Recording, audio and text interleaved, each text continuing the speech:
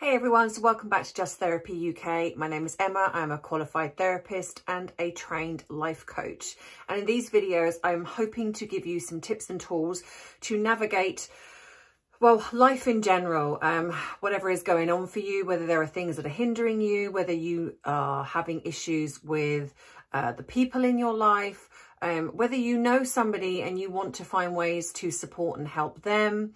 Whatever it is, I'm hoping that the videos that I do on this very new YouTube channel will hopefully help someone somewhere. So if you want to join me in this video, please don't forget to give it a like. And if you haven't subscribed, please think about doing so, because it does help the algorithm, and also because it does spread what I'm trying to do here in hopefully helping people that just do not have access to therapists or life coaches or cannot afford one. And so, yeah, this could be for them. So that being said, let's dive right in. Be strong.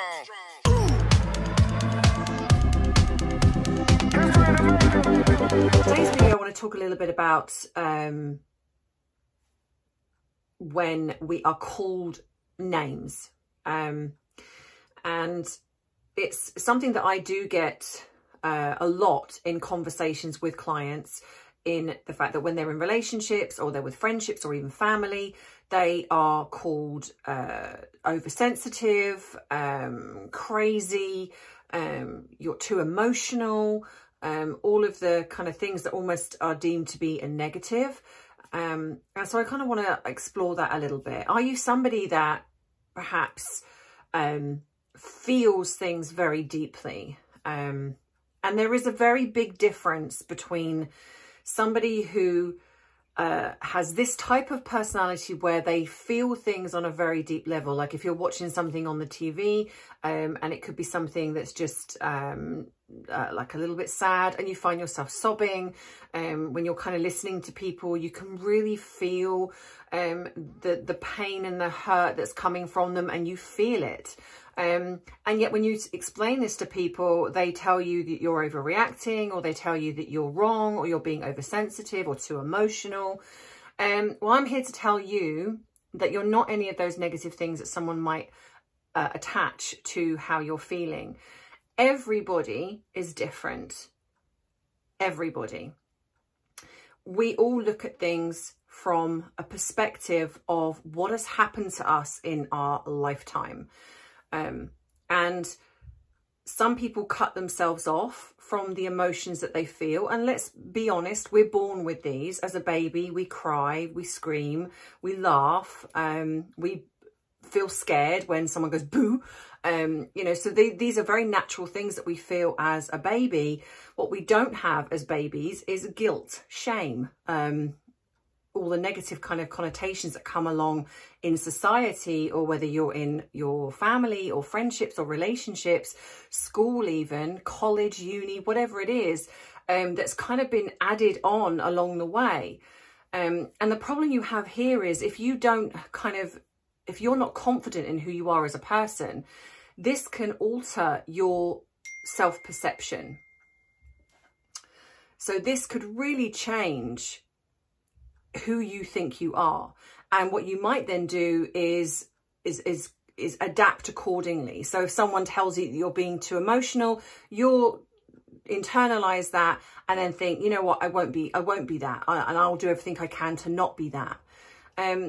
The problem you have here is that somebody else is putting their perception of you, or what they deem is wrong or right, onto you. So it's called transference. A lot of people do this. If they don't like it or they don't agree with it, they have no problem in saying to you, well, that's wrong, or you shouldn't be doing that, or you shouldn't be saying that. Now, that's not to say that people cannot give you constructive criticism, if they think that there is something that they are concerned about, but it's also the intent of where it's coming from. So even if you find yourself doing the same sort of thing, always ask yourself, what is the intention? Is it coming from a loving place? Is it coming from a place of real concern? In which case, of course, that is there and that's okay. Or is it coming from a place of manipulation? Is it coming from a place of fear? When you see someone changing, does that frighten you that someone is changing? What are you afraid of? Everything that we go through in life is a chance to learn about ourselves and at times other people. So when it comes to the names that we are called, which is one of the most frustrating things I think I hear as a therapist, is when I sit and listen to clients who accept being told these things. They will take that on board and act, differently, or change aspects of themselves. If someone tells you you're being oversensitive, in my opinion, and this is just my professional opinion, I do not believe there is such a thing as oversensitive. You are either sensitive or you're not. Of course, there are leveling degrees of sensitivity, but to create someone, when you're saying you're oversensitive, that has a negative connotation. And what that does is creates the person to think that they're wrong for who they are and how they feel. What would be the beneficial way of dealing with that is asking someone why they are reacting the way they are. Why do they feel the way they do on such an intense level? And it could be because they're being triggered from something. It could be that they have deep personal feelings attached to the subject or the person, and they're reacting accordingly. When you tell someone that you're overreacting, no, you're just reacting. But again, there are varying degrees of reactions. So you could be somebody that reacts very passionately about something, or your tone is more at a higher level. You come across potentially more aggressive. Either way, again, it's not about someone telling you what you are or what you are not, but it's about saying, you know what? Your reaction concerns me. I kind of want to understand why you felt that, that reaction was there. What's going on for you? And what it can do is give someone a chance to explore why they perhaps reacted the way they did. Because for the most part, if you are having a very strong emotional reaction to something, there is absolutely a reason behind it. And that is a chance for you to learn about yourself. So if you're in any situation, whether it be friends or family, if someone says to you, you're overreacting, you can basically turn to them and say, no, I've just reacted in a way that you perhaps find uncomfortable. And that in turn is a chance for them to look at why your reaction has bothered them enough for them to say what they've said. Because as a human race, we are all individual and we all react differently to things given what we've grown up with. And it's interesting to me when I hear certain dialogues, and especially what is going on at the moment in the world, how people create others to feel wrong if they disagree with them, or if they just come at things from a different perspective, or if they react in a way that is unsettling or unnerving. Then it's as if the other person takes personal offense to that. And of course, I'm not talking about when someone does go out of their way to intentionally react aggressively or something along those lines. There are always, in everything that we do, exceptions to the rule. But I'm talking about the people that are somebody that really feel things on a deep level and then they react. But again, it is always a chance to learn about yourself. Anytime you have that reaction, step back once the emotions have come back down to a more moderate level and kind of go, you know what? Why did I react that way? What is it about what that person said or did, or the situation or whatever it is that created me to react the way I did? And if you start to learn about yourself, you will start to realize there's always a reason. And then you can kind of go, am I okay with that reaction? Did that feel okay? Or did that actually feel that I actually kind of worried myself for the way I reacted? In which case then that is a chance for you to learn about yourself and hopefully then change aspects of that if you choose to. It is not for somebody else to come to you and say, I don't like what you just did. I don't like how you just reacted. You need to change that. Because you are well within your rights to say, well, you know what? I understand that you don't like that, or I understand that was uncomfortable for you, but I'm quite happy with who I am. Most people that try to change other people are coming from a place of fear because you are doing something or saying something that they are also reacting to. And every person is in charge of themselves. You are not responsible for how someone perceives something, how someone thinks, feels. You are only responsible for what you say or what you do. And that is something you have to live with. So whenever you make decisions, whenever you decide to talk to somebody in a certain way, if your instincts are telling you that what you did was wrong or what you said was wrong, the chances are that's because your internal part of yourself, your subconscious, your internal moral code is saying to you, this isn't you. So that's something you need to look at. It's always as well about the intent behind why we do what we do. If you are intending to be hurtful, the chances are you're going to be hurtful. If you're coming from a place of love, even if someone perceives it as aggressive, perceives it as hostile or not coming from a place of love, that is because whatever is going on for them, they're reacting to something that you've said or done. That does not mean that the person that you are is in the wrong for doing it. And I hope that I'm kind of making sense here. So really the bottom line is, if you know who you are and your reactions are okay with you, then it is up to the other person to sort out whether or not they even want you in their life. Because let's break this down in a sense. You can be whoever you choose to be. Of course, there are rules, regulations, there's societal things that we, to some degree, have to adhere to. But to the most part, if you're comfortable with who you are and you absolutely feel there is nothing wrong with you, that's on you. Now, the other person in your life, whether it be your friends or family members, they also can then decide whether actually, however you are, they can either accept that about you, or they can decide, actually, this doesn't work for me. This is not the type of person I want in my life. And I'm going to step out of that equation. So whenever we decide to be ourselves, we also have to look at the fact that there might be people that don't like that about us. And I have found this out, and I know that a lot of clients have found this out, when you start to become more independent, free thinking, when you've become very much someone that doesn't allow people to manipulate or talk down to, when you're standing up for yourself and you're not a yes person and you are quite happy to say, actually, no, and you're doing it in a respectful way. We're not talking about people that are aggressive in their demeanour and come across quite mean. We're talking about people that are starting to become emotionally healthy, and they know how to have conversations with people. They know how to kind of go, you know what, I respect that you kind of want me to do that, but you know what, I'm quite busy right now, or I just don't have the time or energy, but maybe next time I will. You know, you're not so yes all the time, or you do everything that somebody wants, or every time someone tells you that you're wrong, you're like, oh, okay, you know, I'll change that about myself.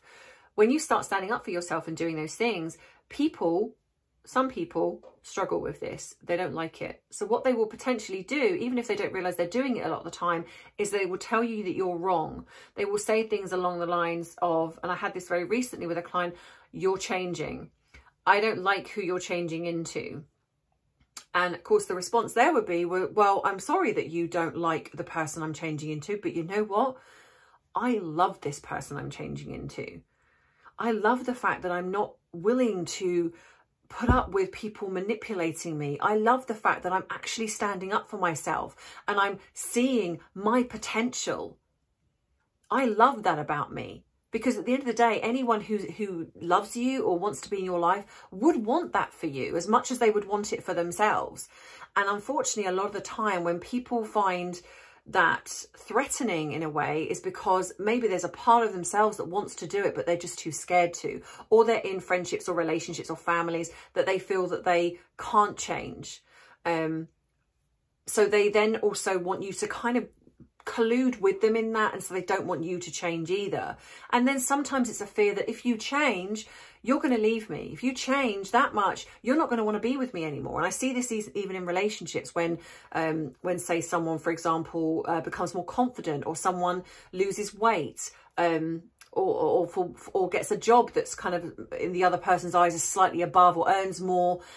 The other person becomes fearful. Instead of embracing that and thinking, you know what, you deserve this, well done you. Unfortunately, because of their own insecurities, what they will do is they will create the person to feel wrong. and they will feel threatened. So they then could become more controlling. Like in relationships, they might become more controlling. They won't want you to go out with your friends. They won't want you to do things, or they won't want you to take that job. Whatever the reasons are, or if you're seeing a therapist, they'll want you to stop seeing your therapist because they'll think it's the therapist's fault. And I've had that too. But the thing is here is never, ever, ever dull your shine for anyone. Ever. Embrace who you are as a person. Get to the point when you love yourself. And like I've said in previous videos, it doesn't mean that you're not lovable and people can't love you because you don't love yourself. The best relationships, friendships, etc. are when people are there by your side when you feel you're unlovable. This is about you embracing this core amazingness that you have and not letting somebody feel threatened by that. You can certainly do things with compassion. Like I say, if they feel threatened by that, just say, you know what, I'm not going to leave you. I love you, but I'm doing this for me. I'm not doing this for you. I need this. I want this. I want to be the best version of myself. I want you along for this journey with me. But you know what? I'm not stopping this journey. And people can come along for the ride, and it can be the most amazing ride when you are working through the things that have held you back in life. And you're never too late. And I see this so often when I get people of, I don't know, 60, 70 that go, oh, it's too late for me. No, it's not. No, it really isn't. Because if you put in the work, you don't have to go back to the very beginning of it all. You just need the right therapist or right life coach to start working on things now to then kind of help you then for however many years we have left on this planet, that you can then be the person that you want to be. Don't have the regrets of what could have been. That's pointless, because at the end of the day, it's done. There's nothing you can do to change that. But if you keep living in the past, or you keep worrying about, should I be this person? Should I, I can't be my real self because I might lose that partner, or I might lose that relationship. Yes, you might. And in my experience, that has happened. But remember, when you go into therapy, you start working on yourself. You're thinking of things as you are now. But after 6 months or a year even of being and doing this work, you're not going to be the same person. You're not going to have those same thought processes that you have in the very beginning.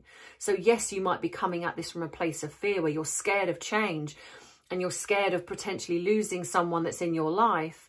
Or for whatever reason, but trust me, doing this work, you will get so much stronger that actually you will then decide, well, if this person chooses to leave me because I'm bettering myself, then I wasn't meant to be with them in the first place, or I wasn't meant to have that as a friend. And then, or even if it's family members, which I know can be deeply challenging if it's family, and sometimes even more devastating, because society deems that they are the ones that are supposed to stand by your side no matter what. But unfortunately, in reality, that doesn't happen. And there will be times when family members will be scared of your change and will want you to stay the same. You have two choices. Sorry, you have three. You either don't change and carry on being the same version of yourself, which obviously didn't bring you happiness because you wouldn't have been thinking to change anyway. So you stay in that unhappy place within yourself to please somebody else, or you completely change and run the risk of losing them altogether, in which case then that's a choice, as much as it might be a hard one. Or you can try working with them and creating them to see why they are so scared. Get them to kind of come along this journey with you and get them to explore aspects of themselves. Now, that's not to say that that will happen. There are certainly situations where people, they don't want to look at themselves. But please never, ever stop doing what you want to do because somebody else is controlling that.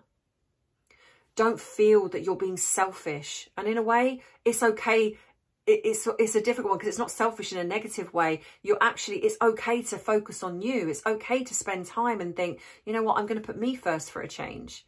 That's okay. And I applaud anyone that does that. And to be honest, when I work with clients, that's what I work on. Building confidence, working on yourself, being the best version of yourself, even if it's the best version of you within your family, the best version of you within your friendship or relationships. You know, and hopefully the person who you have in your life come together and, like I say, enjoy the ride with you. But if they don't, then hopefully I get you to a place where you recognize that actually that's a shame that they don't want to kind of come along this and be part of this amazing experience and even do it for themselves. But I'm not going to stop doing it because they're uncomfortable. You know, when we do this work, you have to go to uncomfortable places to change. You have to face aspects of yourself that perhaps you've hidden from. But I promise you that if you do this work, it will be the most cathartic, amazing love story in a way of your life, because you will be falling in love with who you are. And that can be magical as much as, yes, it can be scary. And that's why a lot of people don't do it, because they become scared. But I promise you it can be amazing, and you can be amazing. And if nothing else, I want you to know that. So if you are being told these negative connotations, you're crazy, you're overreacting, you're oversensitive, or whatever it is, over emotional or whatever it is, no, you are just sensitive. You are just emotional. You are just reacting. There are just different degrees of those things. And that is what you look at. If you are having an extreme reaction to something, or you're feeling extremely sensitive to a situation, or you're reacting extremely emotional to a situation, it is a chance for you to learn. Look inwards and kind of go, why am I feeling that way? What is it about the situation, or what is it about the person that is creating this in me? And then, like I say, turn to the other person who's saying this and saying, no, I'm just reacting. I'm just reacting in a larger way that perhaps is creating you to feel uncomfortable. Or I am emotional, and this is why. Or, yeah, I am a sensitive person, and this is why. Okay? So I hope that you understand what I'm trying to say here. And I really hope that you take some of the things that I'm trying to say and you really try and adopt that within yourself. Get yourself a journal, and that way then you can document all the things that are coming up for you and start learning about who you are as a person. You know, we just scratched the surface. There is so much here in why we do what we do. And the way we behave or react, walk in society in general. You know, there's so much to unpick, and it can be, like I say, it can be an amazing thing as much as it can be, yes, at times traumatic given what might be in your past. But also, you know, it can also be a bit scary. And so I will say this, please do it where you feel safe. You know, make sure that you do have support if you're going through something like this, whether it be go to a professional, or if you're going to start kind of doing this yourself, then make sure that you've got friends and family around you that can support that journey with you. But like I say, the biggest thing is I want you to take away is that don't let anyone dull your shine. Don't let anyone tell you that you are not amazing. So yeah, so thank you so much for watching this video. If you liked it, please give it a thumbs up. Please subscribe to the channel if you would like to you know, hear more of what I've been trying to say here. Please share these videos if you think that they will help somebody out there. I really want to build this channel. I really want to connect with all of you amazing people and get these videos out there as much as possible. If you'd like to buy me a cup of tea, I would be very grateful. The link is in the description box below. If you'd like to contact me via email, that is also below. You can follow me on Instagram. I'm also on TikTok. So yeah, so thank you so much for all the support I'm getting so far. And I wish you a wonderful Easter weekend, whatever you are doing, and take care, stay safe, and just like I say, remember how amazing you are. Bye.